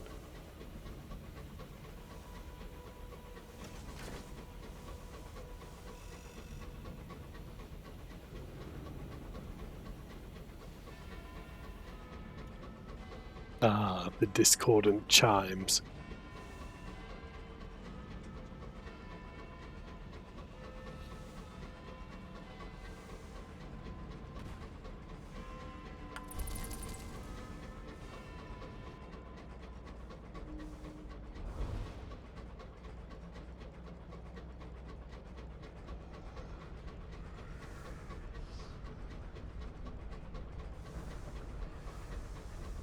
Ah, the Well of the Wolf. No thank you. Not yet. Too much madness lies there. Now we do need to find the floating parliament. They said it was to the west, and I've somehow managed to do some kind of loop.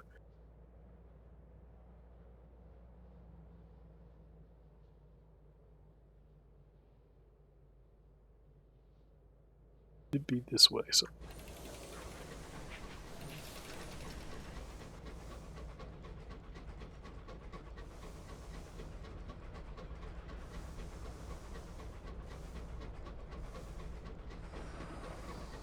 I guess I have no choice but to escort the Well of the Wolf.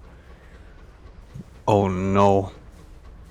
Oh no, that's the storm that speaks. That's much worse.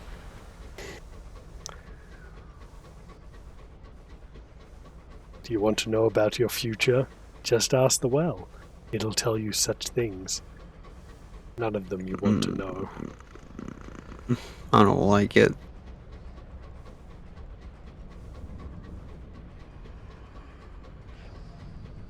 You can hear it whispering in the background.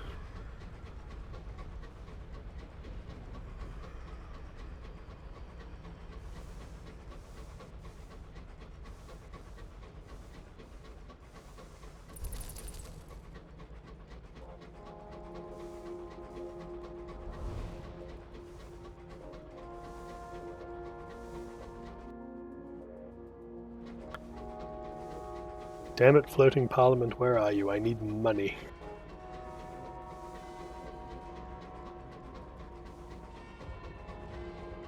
Yeah, but how much longer are we gonna go for, Zen? About 20 more minutes, I think. Okay.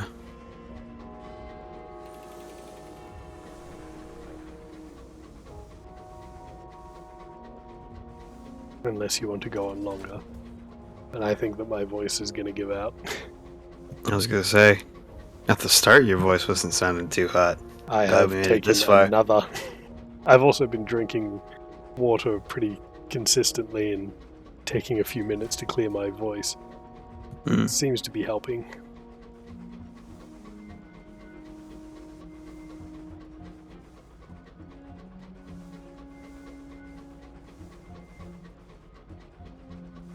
Well, that looks parliamentary.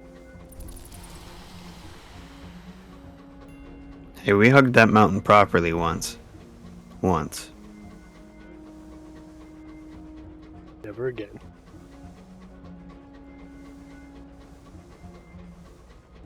I don't know about that. I think we'll go back and we'll hug him one more time. Somewhere down the road.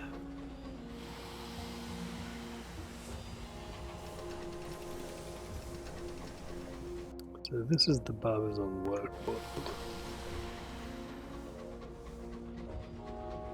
Brabazon, excuse me.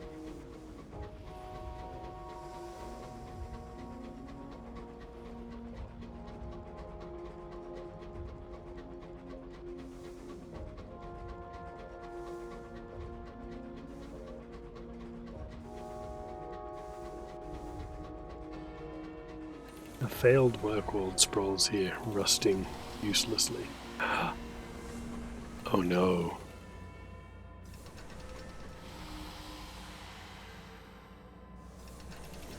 What is this? A pitiful scattering of plain abandoned coffins? Humble wooden coffins pepper the sky. Here this is a bully's acre, a pauper's graveyard. There is little room for the dead in London.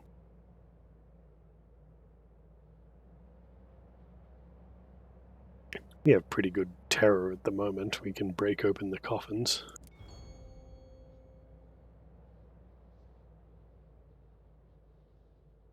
After several silent minutes, stood at the window watching coffins drift by. A keen-eyed signaller crawls out, a flash of silver. You hurry to the footplate, coal shovel in hand to hook the coffin. As it passes, you almost stumble over into the sky, but you reach the coffin with its crest of silver and haul it aboard. The crest is the university's, the silver is real, as are the chains that seal the coffin. You fetch the bolt cutters. Inside, an experimental device for fracturing Neverantine. Too precious to leave in the hands of academic scholarship, apparently.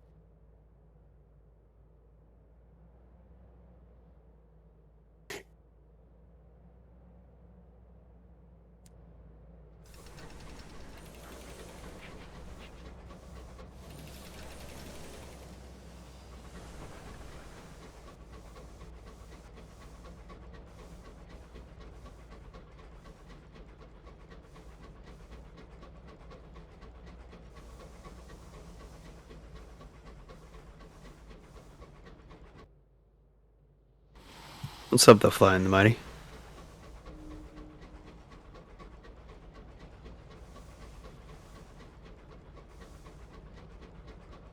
What's up, Macy's? Morning, Maze.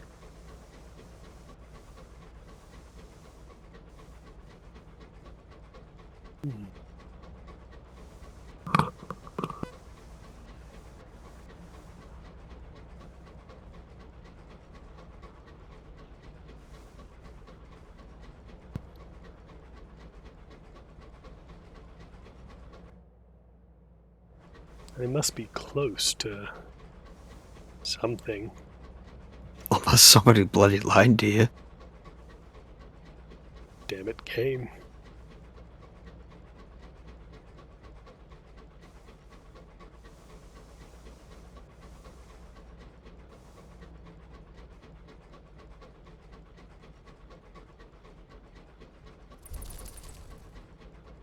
Going to have to waste more supplies looking for things. Ah, it has discovered something in the sky. Be it foul or fine.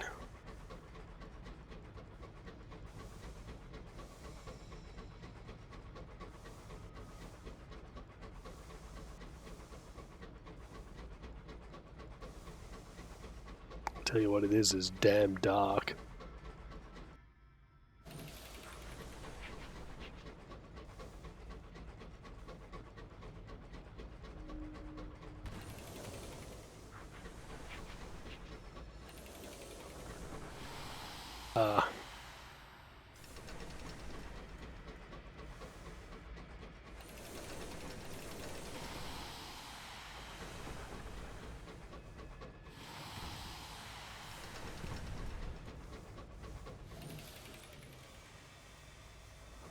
Really wasn't supposed.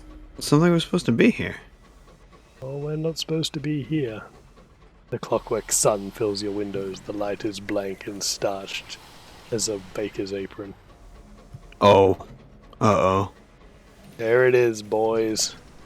The sin and hubris of man. The sun that man wrought.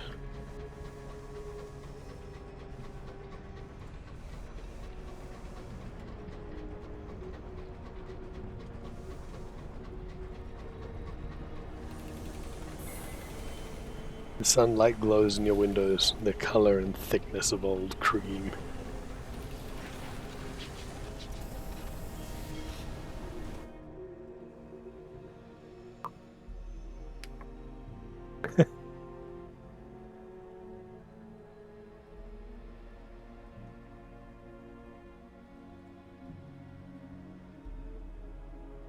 The dock is rarely used and its maintenance has lapsed.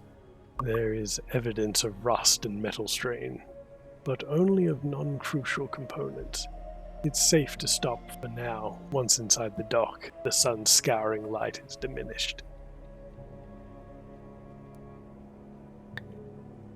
An outpost on the roaring edge of the sun, shielded from the malevolent light by an eggshell of stained glass. As you emerge from your train, suit-swaddled engineers gather, plainly astonished by your arrival. They bombard you with complex questions about how you dealt with this dense sunlight and the skewed chronosolar fields. Once satisfied, they hand out protective suits to you and your crew. Yours is patched and torn, one boot is missing. We have successfully reached the clockwork sun. Shrug into your suit. The engineer sprays you with the substance that smells like lemons gone wrong and searches your pockets. A cursory effort at best. They seem distracted.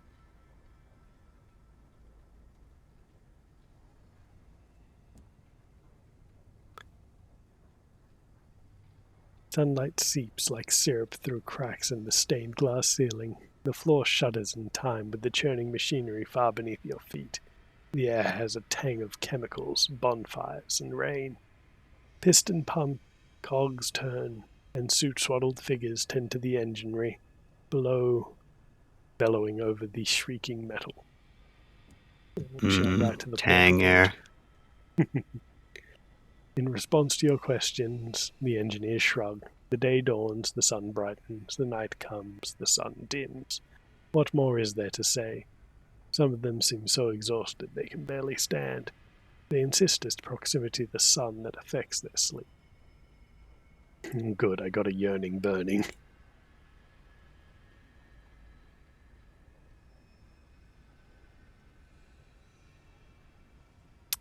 Let's head towards the sundial-shaped building. You'll be the Sequencer's new favorite project, one of the engineers tells you. It'll keep him out of our hair for a while. But we're literally a point away from leveling up. 5 points away from leveling up. Azimuth is an enormous sundial without shadow. Its roof, topped by a golden shark fin gnomon. There are still racks of yellowed pamphlets on the wall. It once served as a kiosk, selling tickets to sun spotters, the pilgrims and tourists that were expected to flock here. These days it's more like a temple. Frescoes on the curved walls depict the triumph of the new sun over the old.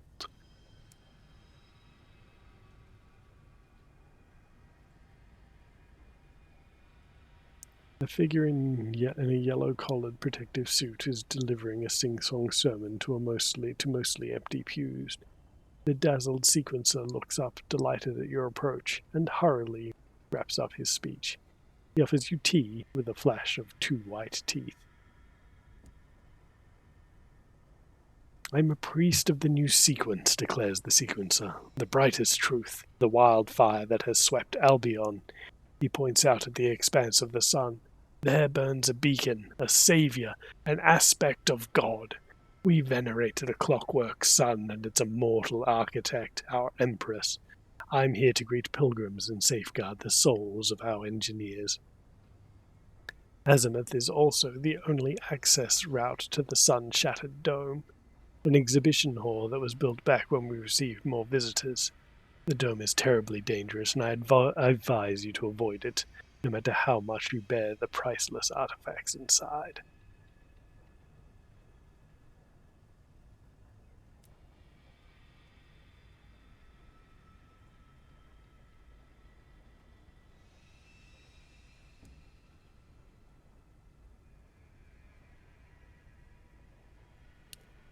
There are many poor souls out there in need of our help. Beleaguered, ignorant masses. I've never met them, but I'm assured they exist.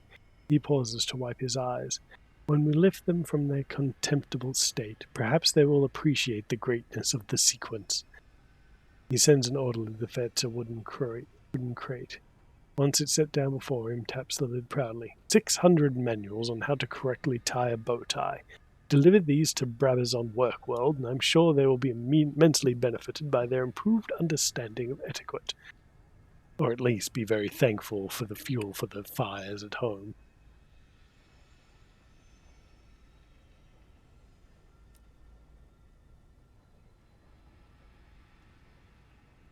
We can come back here to perhaps check on the sun-shattered dome later. It's risky.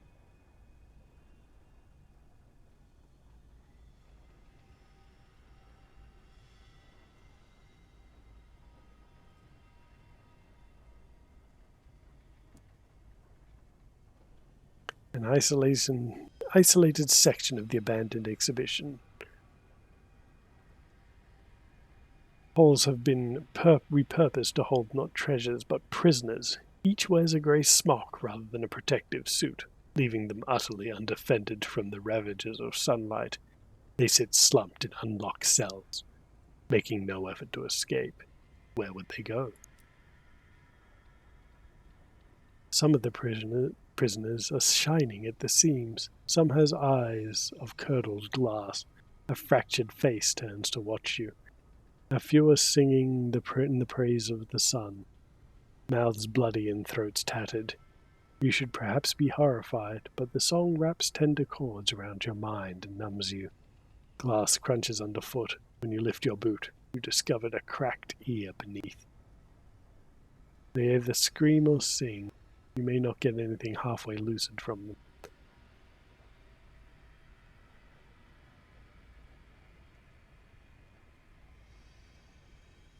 Approach the half glass empty.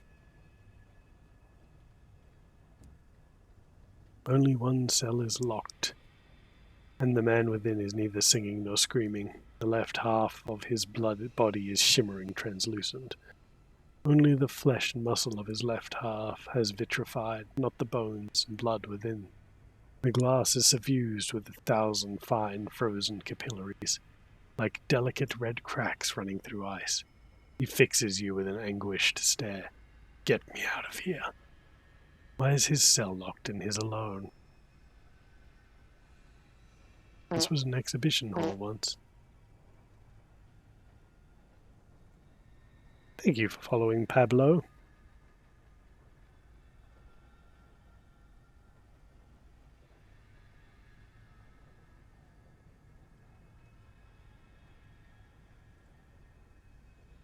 Was I?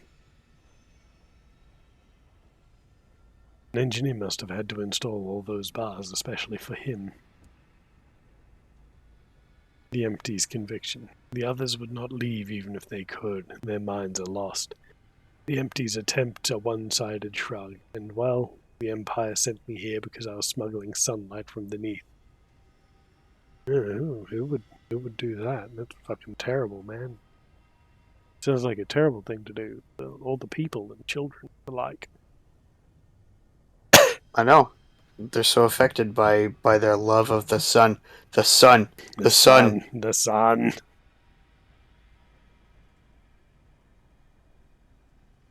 Back before the horizon was closed, when I sold it, I told my customers that the light from the clockwork sun was toxic and true sunlight was the only cure. Ended up causing a minor panic in London. I think one of the engineers locked me in because he took offense to my criticism, though. He gestures at his vitrified body. I stand by it.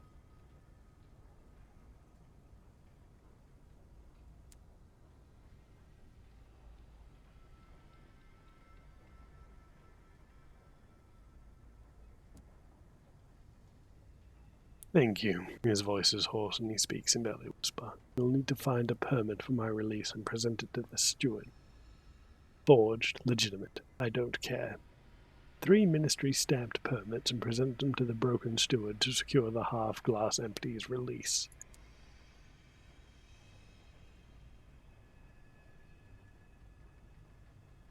Ooh, 28% chance of success. My guess would be that I'll gain terror, so I've got a bit to play with. Yeah, failure. You sit beside a wild, bearded prisoner whose entire lower body has turned to glass, fixing him forever in a cross-legged pose. One crystalline hand, vitrified at the wrist, has been fused into his knee. He mumbles a half-coherent account of what he's seen happen to his fellow prisoners and what he fears will happen to him. Before he concludes his story, he breaks into a song, the high notes coinciding with pulses of sudden, bright sunlight. It's turning them all into glass. And let's not forget, there was once a time on my locomotive when I looked into the mirror and I could see through my own face. Who else is it turning to glass? How far does the light of the clockwork sun reach?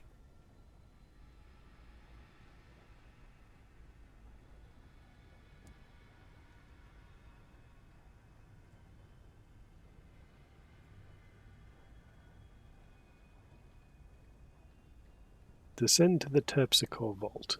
The vault's below a safer, protected by a dozen layers of stained glass.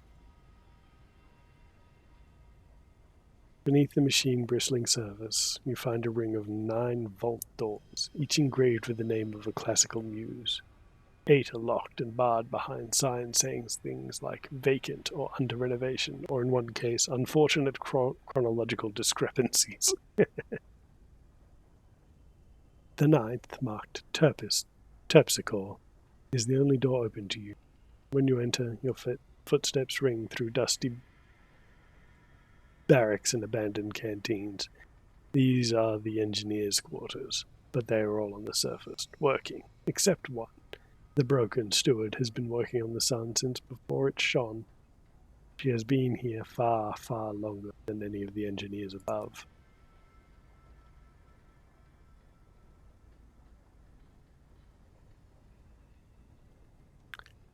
This broken steward makes her way carefully toward you, cane clacking on the floor. She has a markedly stiff-limbed gait, and her arms creak as she removes her helmet. She smiles, her teeth glint oddly.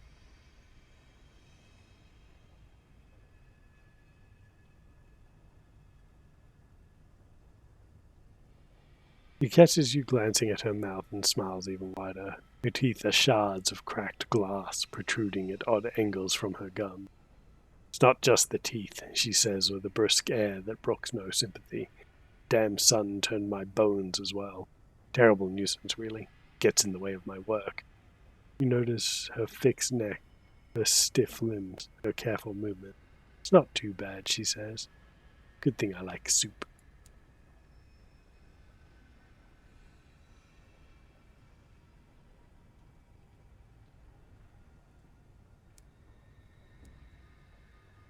Ah, that's right. I want that.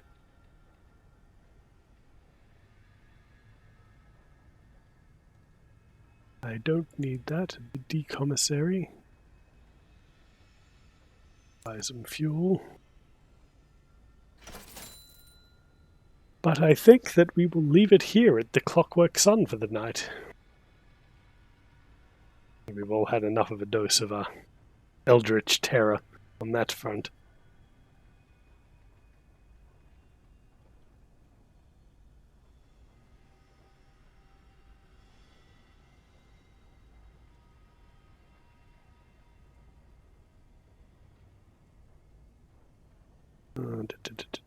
Unless you think we should head back to London first.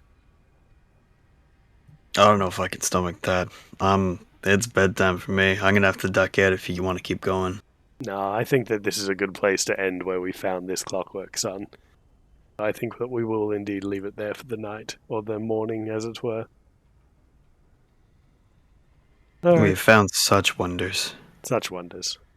We found Albion, we've explored a little bit of it, we've acquired some new quests and some new terrors and horrors in the sky. Nope, there's a posture check, a water break, a stretch. Get him in before the end. Oh, there's an eye break too. Oh, Jesus. Oh.